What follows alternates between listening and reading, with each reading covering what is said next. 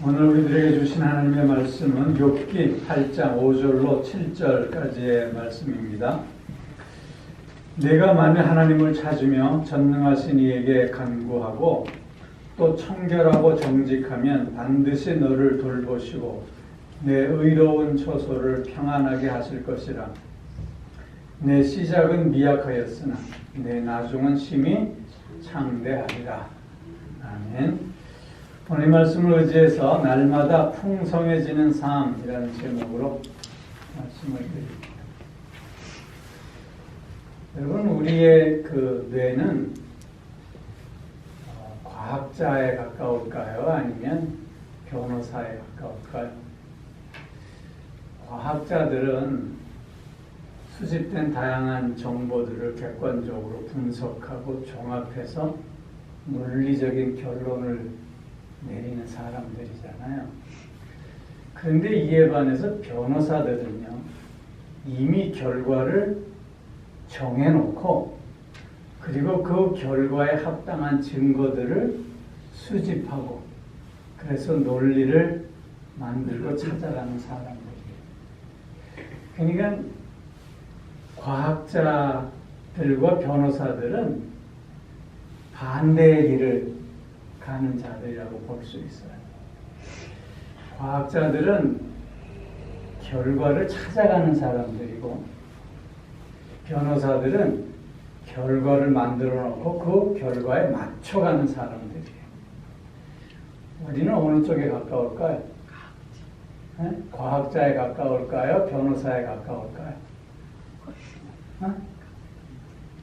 어디가 가까울 것 같아요? 과학자? 글쎄. 우리는 아마도 편견에서 자유로울 수 없잖아요. 우리는 그런 존재들이에요. 그렇기에 오히려 과학자보다는 변호사에 더 가깝지 않을까 싶어요.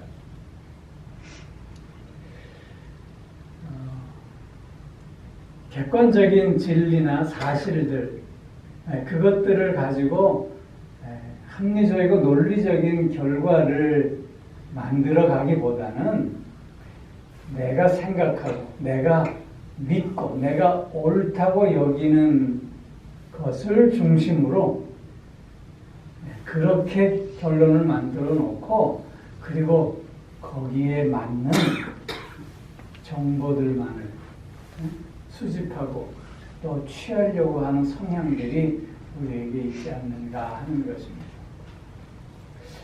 요즘은 이런 모습을 보고 확증 편향이다 그런 얘기들을 합니다. 확증 편향.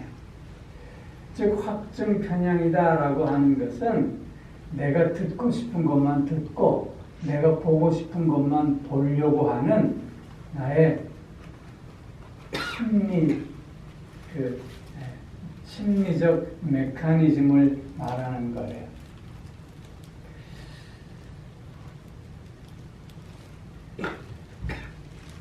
이 확증 편향의 그 성격이 강해지면 강해질수록 사회는 갈등의 골이 더 깊어질 수밖에 없어요. 요즘 그 현대의 가장 심각한 문제 가운데 하나가 양극화 현상이잖아요. 빈부의 양극화뿐만 아니라 이념의 생각의 양극화도 굉장히 깊어지고 있어요. 진보다 보수다라고 하면서 점점 더 그 양극화 현상으로 나아가면서 사실 정치가 실종된 시대를 우리가 지금 맞고 있지 않나 싶어요. 대화와 타협이라고 하는 이런 상생의 모습이라기보다는 서로가 제거해야 할 악의 축으로 그렇게 여기고 있는 그런 시대적 흐름 속에 우리가 지금 놓여 있지 않나 싶어요. 이런 현상들이 사실은 확증 편향적인 현상의 결과들이라고 볼 수 있는 것입니다. 이런 그 확증 편향적인 이 모습들이 비단 우리의 생각이라든가 우리의 그냥 일상적인 모습에서만 나타나는 것이 아니라 우리의 신앙적인 부분에서도 이런 모습들이 나타난다고 하는 거죠. 오늘 우리가 읽은 본문 말씀에서 우리가 좋아하는 성경 구절이 있죠. 내 시작은 미약하였으나 내 나중은 심히 창대하리라. 우리 저 친교실 벽에도 걸려있는 송구에 무슨 일을 새롭게 시작한다든가 뭐 이런데 이 성경 구절을 가지고 신방에서 말씀을 전하면 되게 좋아해요. 왜 좋아할까요? 지금 시작은 미약하지만 나중에는 심히 창대해질 거라. 이게 무슨 뜻으로 좋아하는 거예요? 내가 지금은 조금 힘들고 어렵지만 나중에는 편안해질 거라. 지금은 좀 가난하지만 나중에는 부자가 될 거라. 지금은 좀 별 볼 일 없지만 나중에 크게 성공한 사람이 될 거라. 이런 의미로 이 말씀을 받아 드리는 거지요. 그래서 이 말씀을 되게들 좋아하고 이 말씀을 모르는 우리 있는 사람들은 없는 것 같아요. 그런데 오늘 본문 말씀을 이렇게 믿고 이렇게 의미로 받아들이고 좋아하는 것은 오늘 본문에 있는 이 말씀의 뜻을 제대로 이해하고 제대로 받아들이고 있는 것인가 하는 질문을 우리가 하게 돼요. 왜냐하면 오늘 본문 말씀이 기록되어진 그 흐름을 우리가 생각해 봐야 하기 때문인 거죠.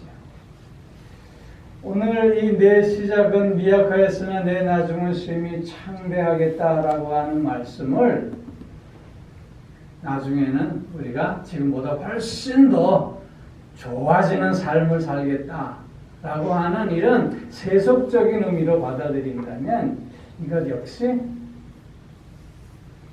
확증 편향적인 신앙의 모습이다 할 것입니다. 여러분 욥기를 보면 욥은 동방의 의인이었잖아요. 그런데 그 하나님의 그 시험으로 말미암아 하루아침에 재산을 잃고 자식을 잃고 나중에는 건강까지 잃어버리고 아내도 떠나가고 혼자 정말 제 가운데 앉아서 기와장으로 자기 몸을 긁어내는 극심한 고통 가운데 빠지잖아요. 그런데 이런 욥의 소식을 들은 세 친구가 욥을 위로하겠다고 찾아와요. 그런데 실제로 욥을 위로한다고 하면서 그 세 친구가 하는 말들은 오히려 욥의 아픈 살점을 더 후벼 파고 있는 그런 모습이에요. 그 욥의 세 친구들이 왜 욥에 대해서 그렇게 위로하기보다는 오히려 더 고통을 가중시키고 있을까요? 그것은 그들이 갖고 있었던 확증 편향적인 신앙관 때문이었어요. 그게 뭐냐면 인과응보라고 하는 거지. 여러분 인과응보라는 말 잘 아시잖아요. 내가 한 행위에 거기에 걸맞는 보응이 반드시 있다는 거예요. 내가 착한 행실을 하면 착한 결과가 생기고 내가 나쁜 행실을 하면 나쁜 결과가 생긴다는 거예요. 우리나라 말에 콩 심은 데 콩 나고 팥 심은 데 팥 나고 뿌린 대로 거두고 이런 것이 사실은 세상에 흔들리지 않는 법칙이라고 볼 수 있죠. 그런데 욥의 세 친구들은 어떤 생각을 갖고 있냐면 그 하나님의 공의도 인과응보적으로 이 땅에 그렇게 나타난다고 하는 생각을 갖고 있었던 거예요. 그래서 그런 인과응보적인 신앙관을 갖고 있었던 저들이기에 욥의 지금 이런 엄청난 고난은 어떻게 여겨져요? 네가 지은 죄에 대한 하나님의 심판으로 여겼던 거예요. 그래서 오늘 이 욥의 친구 중에 하나인 이 빌닷도 그 앞에 있었던 친구의 말보다 더 심하게 이렇게 얘기하는 거예요. 너의 이 고난은 너의 죄 때문이 아니냐. 내가 동방의 의인이었다고 얘기하는 것조차도 하나님 앞에 죄된 모습이다. 그러니 내가 반드시 먼저 너의 죄를 회개할 수 있어야 한다. 그리고 너의 죄를 이렇게 하나님 앞에 회개하고 내가 다시 한번 하나님 앞에 돌아서면 내 시작은 미약하지만 그 나중은 창대하게 될 것이다. 이런 뜻이에요. 하나님의 이런 응고응보적인 이런 그 모습을 저들은 확신하면서 나타났던 모든 세상의 이런 현상들은 다 그 범주 속에 들어가 있다고 믿는 거예요. 그렇게 하나님 앞에 네가 잘하면 하나님께서 너에게 복을 주실지 않겠느냐 그렇게 얘기하는 거예요. 내가 하나님 앞에 바로 서려고만 한다면 그런 시작은 미약하지만 그러나 내 나중은 창대하게 될 것이다. 그러니 지금 너에게 필요한 것은 뭐다? 회개하는 거다. 내 죄를 고백하는 거다. 그렇게 얘기하고 있는 거예요. 이런 그 욥의 세 친구들이 갖고 있었던 그 하나님의 공의의 인과 응보적인 그 성격은 틀리지는 않아요. 그러나 우리가 생각해야 할 것이 있어요. 그것이 어떤 경우에는 즉각적으로 임하지만 그리고 어떤 경우에는 현세 속에서 임해지기도 하지만 그런 어떤 경우에는 굉장히 후에 임해지기도 하고 그리고 궁극적으로는 그 하나님의 인과응보적인 공의의 실현은 종말 때 완성된다고 하는 거예요. 그런데 욥의 세 친구들은 이런 하나님의 인과응보적인 그 공의의 실현을 단편적으로 본 거예요. 그냥 현실적인 것으로만 본 거예요. 여러분, 우리도 이런 신앙의 면을 갖고 있지 않나 싶어요. 어떤 목사님이요, 교통사고로 객사하셨어요. 그랬더니요, 그 교회 교인들 중에 많은 사람들이 목사님의 갑작스러운 죽음을 안타까워하고 슬퍼하면서도 한편으로는 목사님이 객사를 해? 이거 뭔가 좀 잘못된 거 아니야? 이런 생각들을 다 갖고 있었다. 여러분, 우리도 그 비슷하지 않을까요? 누군가가 갑자기 건강하다가 건강을 잃어요. 그러면 참 안타깝기도 하지만 하나님 앞에 무슨 죄를 져서 저럴까? 갑자기 누가 쫄딱 망해요. 가정에 이런저런 사건과 사고로 말미암아 어려움이 닥쳐요. 그러면 참 안타깝기도 하지만 저 하나님 앞에 무슨 죄를 졌길래 저런 일이 일어날까? 여러분 이런 생각들 혹시 갖게 되지 않나요? 우리가 이런 생각을 갖게 되면 어떤 잘못에 빠지냐면 지금 나의 잘됨은 내가 잘했기 때문이고 지금 나보다 못한 저 사람은 뭔가 문제가 있다. 내가 오늘 이렇게 부자로 사는 건 내가 하나님 앞에 뭔가 잘했기 때문에 하나님이 나를 창대케 하신 것이고 나보다 가난한 저 사람은 뭔가가 문제가 있기 때문에 하나님 앞에 저렇게 복을 받지 못하고 있는 것 아닌가, 이런 생각을 갖게 되는 거예요. 만약 하나님의 공의가 천편일률적으로 단편적으로 그렇게 우리의 세상 속에서 이루어진다면 우리가 세상에 살아남을 수 있을 자가 누가 있을까 싶어요. 하나님이 말씀하시잖아요. 예수님께서 내 팔이 범죄하거든 찍어내 버리라. 두 팔을 가지고 지옥불에 떨어지는 것보다 한 팔만 가지고 천국에 가는 게 낫겠다. 내 다리가 범죄하거든 찍어내 버리라. 내 눈이 범죄하거든 뽑아내 버리라. 그렇게 말씀하잖아요. 그것이 하나님의 공의의 실현이라고 본다면 우리에게 남아있는 신체가 어디 있을까요? 살아있을 수 있는 사람이 없는 거예요. 물론 하나님은 공의의 하나님이세요. 틀림없어요. 그러나 그것을 인과응보적인 단편적인 모습으로 실현하시는 공의의 하나님이라고 이해한다면 그건 확증 편향적 그릇된 신앙의 모습이라고 하는 것이죠. 오히려 하나님은 우리를 불쌍히 여겨주시잖아요. 우리를 긍휼히 여겨주시잖아요.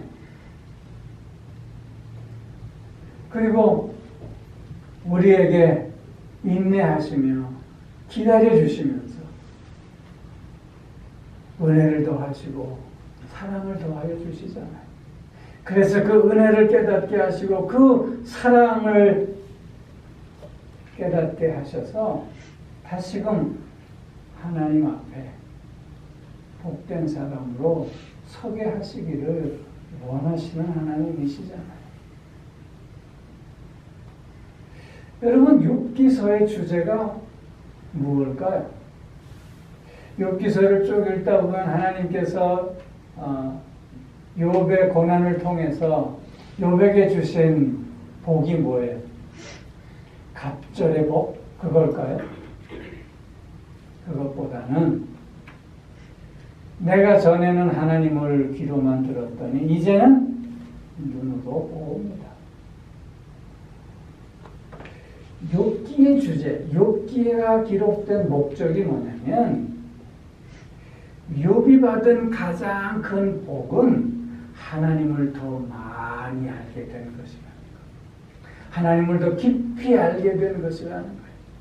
하나님과 더 깊고 새로운 관계 속에 들어가게 되었다고 하는 거예요. 하나님을 더 많이 알고 하나님을 더 많이 깨닫는 가운데 그는 더 큰 자유함을 얻었고 또한 이전에 맛보지 못했던 풍성한 만족함을 얻었다고 하는 거예요. 이것이 욥기의 주제예요.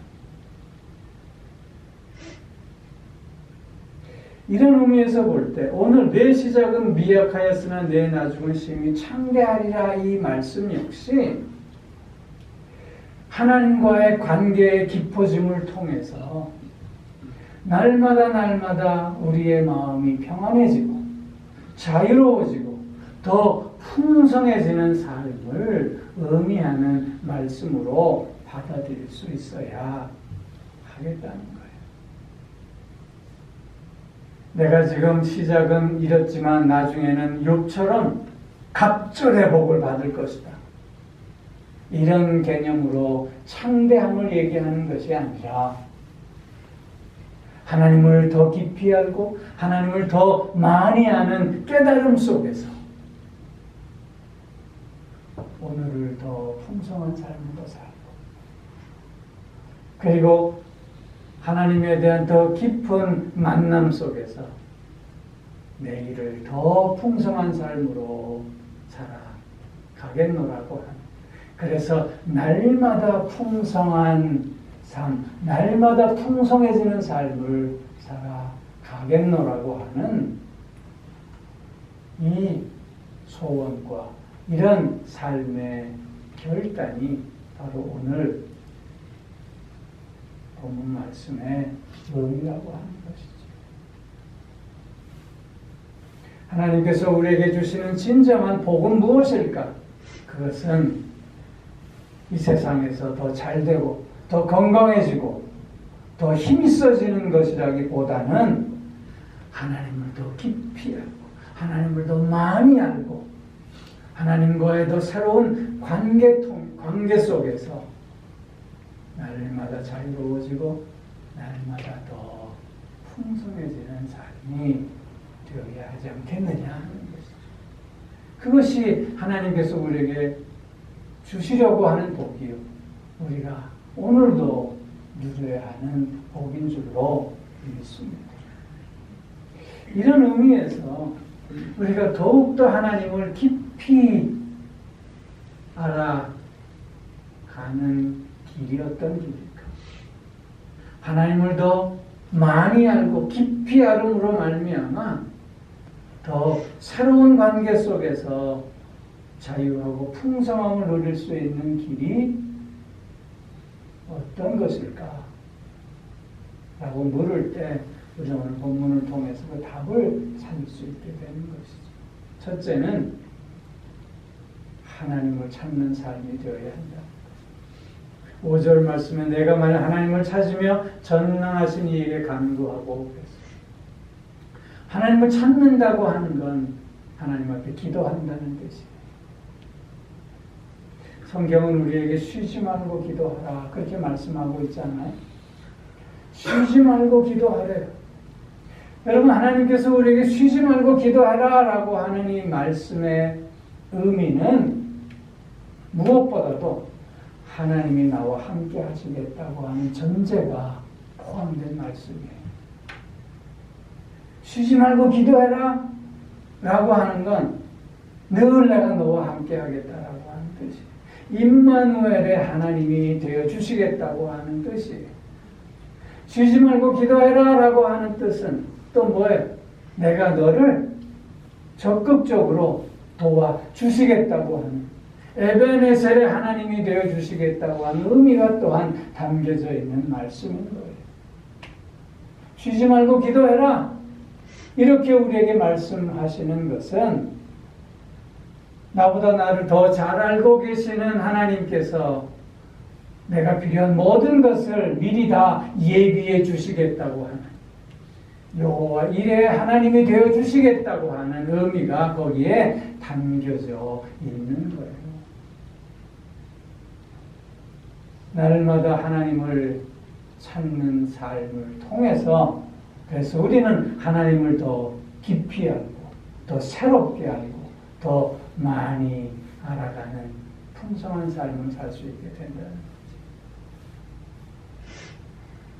한 어린 초등학생이 뒷마당에 있는 큰 바위돌을 옮기려고 무지에 애를 썼어요. 최선의 노력을 다했지만 그 돌을 옮길 수가 없었어요. 그 모습을 본 아빠가 아들에게 찾아와서 물어요.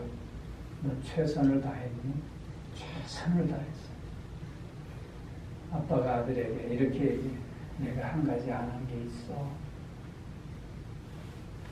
아빠를 빤히 쳐다보는 아들에게 아버지가 얘기해요. 아빠를 찾지 않았잖니. 왜 아빠에게 도움을 요청하지 않았니? 그렇게 묻는 거예요. 하나님을 찾는다고 하는 의미가 바로 이런 의미예요.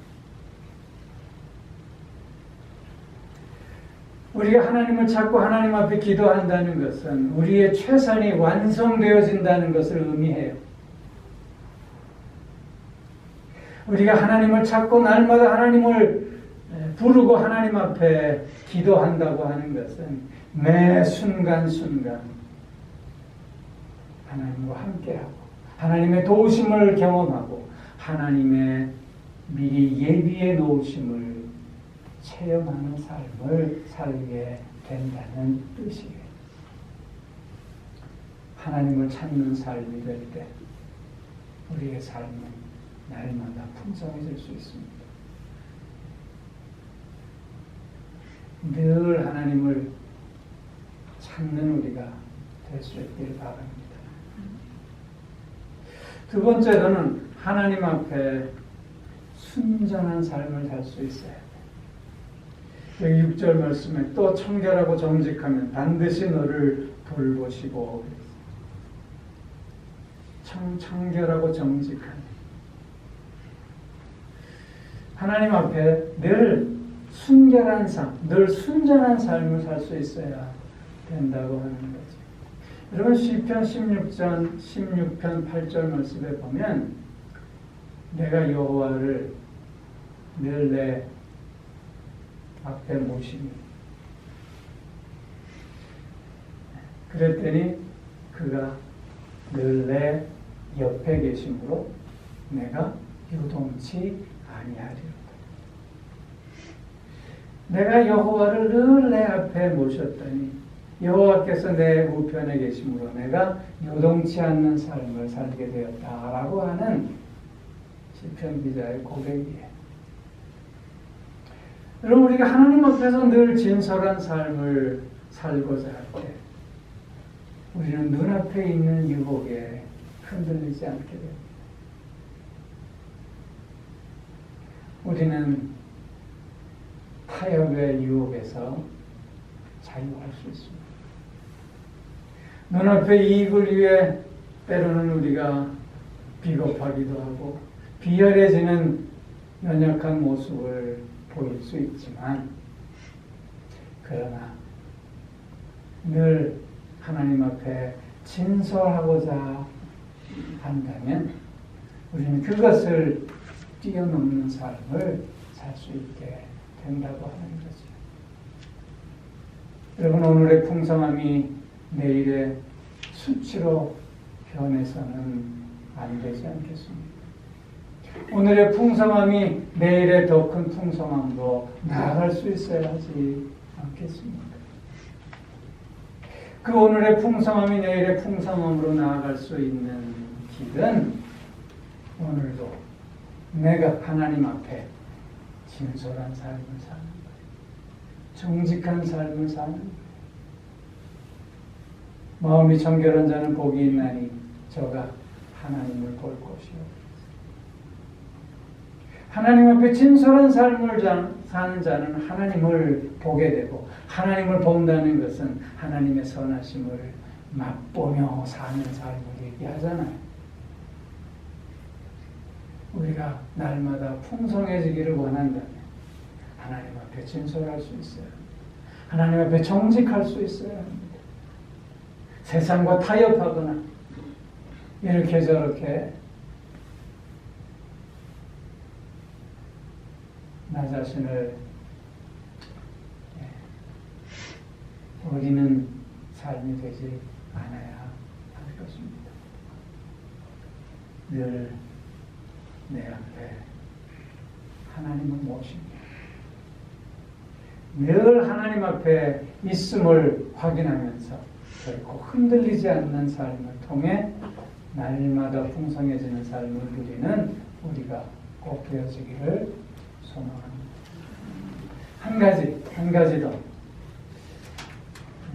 한 가지 더는 우리가 하나님을 향해서 작은 시작을 늘 하는 삶을 살 수 있어야 돼요. 내 시작은 미약하였으나 시작이 미약. 우리는 늘 미약한 시작을 하는 자가 되어야 하겠다는 거예요. 늘 미약한 결단, 늘 미약한 순종, 늘 미약한 헌신, 이것을 하나님을 향해서 날마다 하는 자가 되어줄 수 있어야 하겠다는 거예요. 왜냐하면 우리의 미약함은 부끄러움이지만 그러나 그 미약함은 하나님의 나를 향한 복주심의 통로가 될 수 있기 때문에 중요한 것은 오늘도 하나님 앞에 나의 미약한 작은 시작을 실천할 수 있는가라고 하는 것이에요. 나의 미약한 작은 발걸음을 하나님을 향해서 내디딜 수 있겠는가? 하는 것입니다. 우리는 때로는 삶에 지쳐 피곤해할 수 있어요. 그러나 그러할 때 다시 하나님을 향해서 작은 한 발걸음을 옮겨간다면 우리는 하나님 주시는 놀라운 위로와 안식을 맛볼 수 있게 될 것입니다. 이런저런 세파 속에서 흔들리는 믿음으로 우리가 괴로워하는 마음이 있다고 할 때 겨자씨만한 믿음을 귀히 보시는 하나님을 향해 한 걸음 더 내딛는 우리가 될 수 있어야 할 줄로 믿습니다.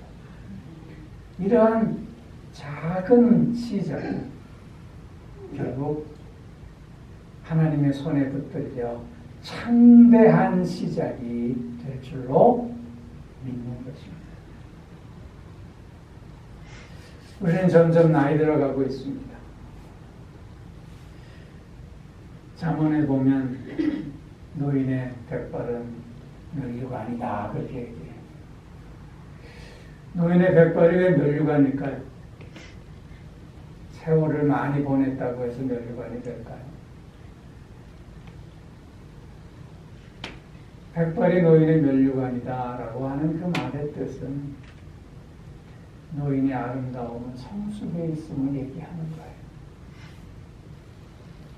우리는 늙어가는 것이 아니라 익어가는 거라고 했잖아요. 이 세월이 지남에 따라서 성숙을 이루어가는 것, 그것은 결국 늘 하나님을 새롭게 만나고 하나님을 깊이 더 많이 알아가는 삶에서 비롯될 수 있다고 하는 거예요. 즉 날마다 풍성한 삶을 산다고 하는 것은 다르게 얘기하면 하나님과의 날마다의 새로운 관계 속에서 성숙해져가는 삶을 얘기하는 거예요. 내 삶이, 내 마음이, 내 인격이 성숙해져가면 그전에는 안 보이던 것이 보이게 되잖아요. 그전에는 값없이 여기던 것이 정말 값진 것으로 새로운 깨달음을 가질 수 있게 되잖아요. 결국 우리의 풍성함은 어디에 있냐면 내가 얼마나 성숙해 있느냐에 달려있다는 거예요. 날마다 풍성해지는 삶을 우리는 살아가야 해요. 왜냐하면 우리는 늘 새로운 피조물이기 때문에, 늘 새 것이기 때문에, 늘 하나님과의 관계 속에서 매일매일 새로워져가고 하나님을 더 많이, 더 깊이 알아가는 삶을 통해서 신앙의 인격을 더